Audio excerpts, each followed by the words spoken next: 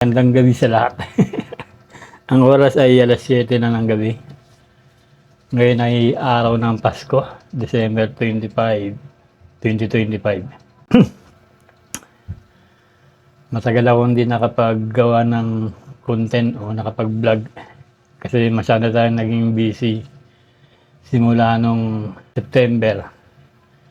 Kung nakikita niyo yung setup natin ngayon, ito yung magiging bagong natin, pinaka-studio. Kakagawa lang nito. Under renovation kasi yung bahay namin. Itong area na to ay kakatapos lang. Maraming nagtatanong, nagko-comment kung ano yung camera na ginagamit natin.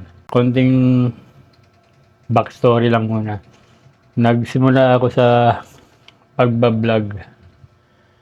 Ang unang gamit ko na camera ay itong budget na SJ-Cam 400. Ito siya. SJ-Cam 400 to. Ito yung unang-unang camera na ginamit ko sa pagbablog 4 years ago. Kasi ngayon 2026 na darating, pang 5 taon ko na sa vlogging era. So, ito yung unang-una kong ginamit na camera. Tapos, pagkatapos nito, ay nakabili ako ng cellphone, yung Oppo Reno. Wala rito, teka, kunin ko muna.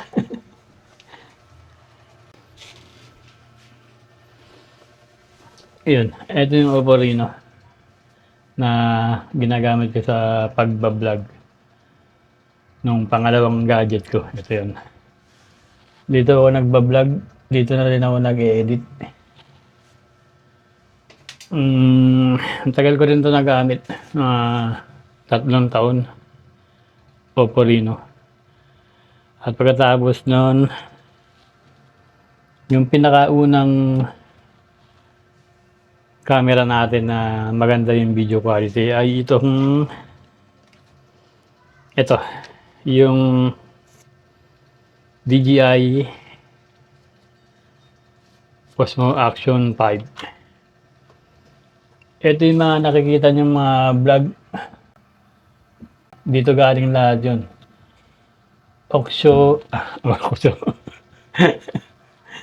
Osmo Action 5. DJI Osmo Action 5. Ayan. Maganda yung quality ng video nito. At mas mura siya kaysa sa mga yung mas kilalang brand. Gaya ng GoPro at saka yung Insta360. Yan. Mas affordable to. Pero hindi rin ganun kamura. Medyo pricey din yung halaga niya. Pero sulit naman siya. Yan.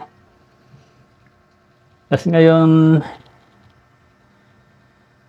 2025 ay medyo sinerte tayo. Ngayong taon na to. Karoon tayo ng magandang project noong September. Ay, hindi pa pala. Ito pa pala. Napili ko rin ito. Last year pala to. Itong ginagamit natin drone last year. Ito yung unang-unang drone natin. Itong si paring Neo. Ito yung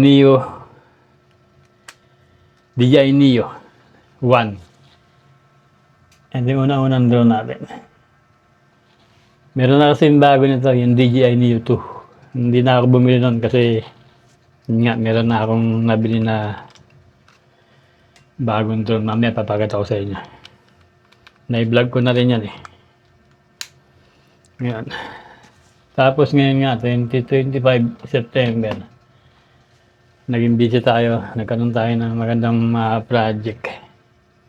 Kaya nakabili tayo ng mga additional na gadget sa pagbablog.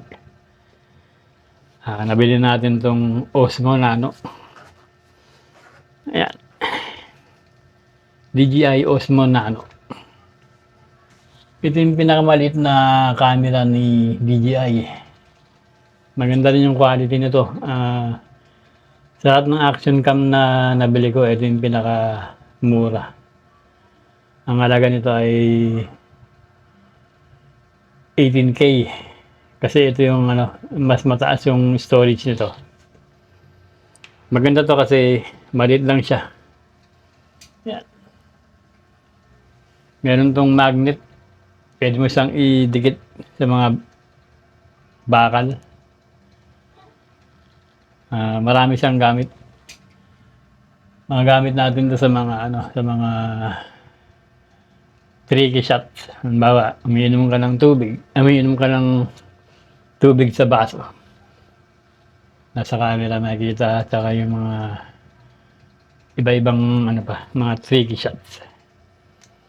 Kaya ako to binili. Ayan. DJI Osmo Nano. Tapos nakabili din tayo ngayon taon na to ng ito, isa sa mga pinapangarap ko rin na magkaroon. Kasi ito, marami tayong magagawa dito. Ito yung DJI Osmo 360. 360 camera. Yan. Maganda to, magagamit natin to sa mga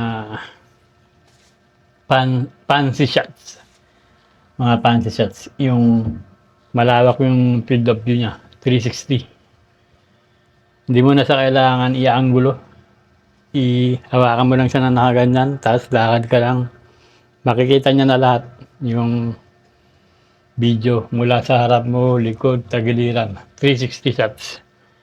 Kaya lang ang downside lang dito, medyo matabaho sa editing.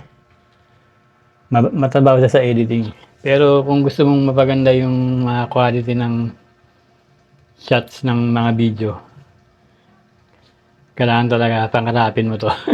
At maswerte ako at pasalamat ako sa Diyos at na-achieve natin itong mga pangarap natin na to ngayong 2025. At ito naman yung ito yung pinakapangarap ko talaga na drone. Ito yung bagong labas ni DJI Mini 5 na drone. Yan. Na-testing ko na to at nagawa ko na to ng content. Pero sa ngayon kasi hindi pa ako makapag-vlog dahil busy pa tayo. By January, mapapalipat na natin to ng gusto. Marami tayong mga shots na napuntahan dati kasi sa mga vlog natin. Hindi natin na ipapakita yung mga anggulo ng aerial shot kasi wala tayong drone na mataas ang lipad. Ito kasi mataas ang lipad talaga nito. Unlike sa DJI Neo. Nagamit ko na to mga ilang beses na. Maganda ang quality niya at saka okay, medyo nagagamay ko na siya gamitin. Kaya lang hindi ko pa siya pinapalipad ng sobrang layo. Kapag nawawala sa paningin ko, binabalik ko na siya. Pero sa mga susunod na mga buwan o panahon, mamamaster din natin to. Yan. Thank you Lord. At sa taong ito, 2025, ay unti-unti nating na-achieve yung mga pangarap nating gadget sa pagbablog kahit wala naman tayong kinikita dito. Kumikita tayo pero maliit lang, hindi sapat para makabili ng mga ganitong klaseng gadget. At yung kasalukuyang ginagamit ko ngayon, ito ay yan yung bago na DJI. Ang DJI Osmo Action 6. Itong naka-record sa atin ngayon. Ayan siya. Ito yung kanyang pinili ko siya, may kasama siyang extra pack na battery. Yan. Kasi yung unang action cam natin walang ganito. Hindi ko pa afford bumili nun. Pero ngayon, nung binili natin ito, ang ating action cam, DJI Action Cam 6. ay bumili na ako ng extra battery na storage ng battery. Yan. At ngayong taon na to ay talagang nagpapasalamat tayo sa Panginoon. Sobrang blessing yung binigay niya sa atin. Nakapagpa-renovate tayo ng bahay. Hindi pa tapos yung bahay. Pero ngayong bago matapos tong 2025, makukomplete na. At ito ngayon yung natin, gagamitin natin na pang-edit ng mga video. Poco. Poco, ang cellphone na gamit ko sa pang-edit ngayon. Bagong labas ang Poco to. Binili ko to para pang-edit talaga kasi mataas yung nito, yung anong tawag dito, yung may nag-message, si Marion nag-message sa akin. Mamaya ka na, kaibigan Marion. Ayun. Na-share ko lang tong video na to kasi marami nang tatanong kung ano yung ginagamit natin na camera. Nagsimula tayo sa pinaka mura na camera. At unti-unti sa awa ng Panginoon ay nakumpleto na natin yung mga kailangan natin para mas mapaganda yung vlog. Bakit ko ginagawa to? Kumikita ba ako dito? Ang sagot, kumikita pero hindi malaki. Hindi sapat para makabili ng ganito na klase ng mga gadget na gamit. Binili ko to para sa masatisfy yung gusto ko. Kasi nag-enjoy ako sa paggawa ng content. Nag-enjoy ako sa paggala, sa pag-explore.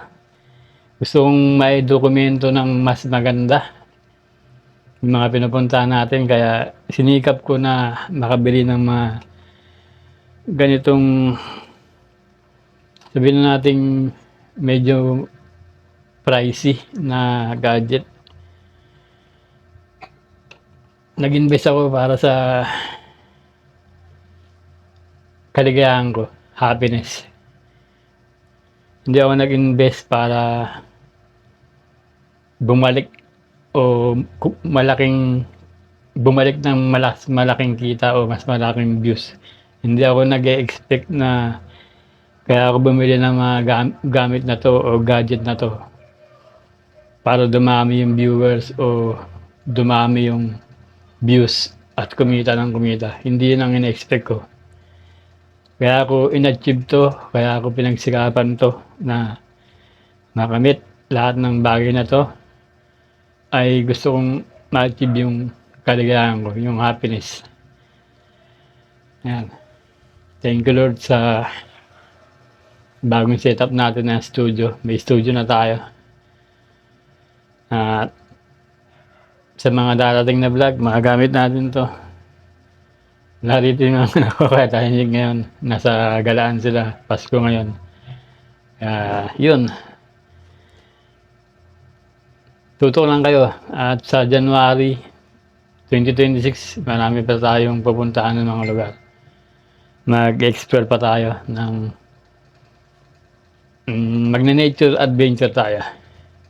At yung isa pa na nating nabili, yung si Maring Huyo, yung ating tri-wheeler na Bajaj RE. Makikita nyo yun sa mga susunod na vlog. Maraming salamat sa panonood. Sana nagustuhan nyo. Thank you Lord sa lahat ng ito na na-achieve natin ngayon taon na to.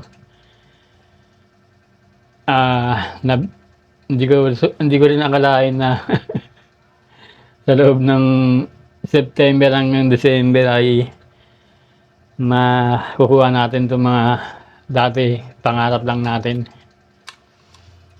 Dati hindi natin akalain na magkakaroon tayo nito. At dahil sa time din na panalangin at tiwala sa Panginoon, biniyayaan tayo ng ganito. Yun, tulad ng sinasabi ko, hindi ko ina-expect na magkakaroon ako ng maraming viewer o magpa-profit sa akin 'to ng maganda. Tanging ang gusto ko lang ay ma-achieve yung happiness ko na makapagdokumento ng medyo, disenteng video sa abot ng aking kakaya. Kasi ako lang po ang nag-e-edit, ako lang ang nag-iisip kung papaano gagawing maganda yung vlog. Yun, muli, ito ang inyong Kuya Brusco. Kung nagustuhan niyo yung video, paki-like na lang po. Maraming salamat sa panonood. Maraming salamat sa panonood at nagkita-kita tayo sa mga susunod pa na episode. Nakalimutan ko pala, ito pa pala yung mic na gamit ko, yung DJI Mic Mini. Ayan, yan narinig yan. Ayan, DJI Mic Mini. Kaya lahat ng gadget natin ay puro DJI. DJI, baka naman. At hindi po ito sponsor na DJI. Talagang lahat ng nandito na nakakita nyo ay binili ko to sa aking sariling bulsa at sa aking sariling pagsisikap. Yun, bye-bye! Thank you sa panonood.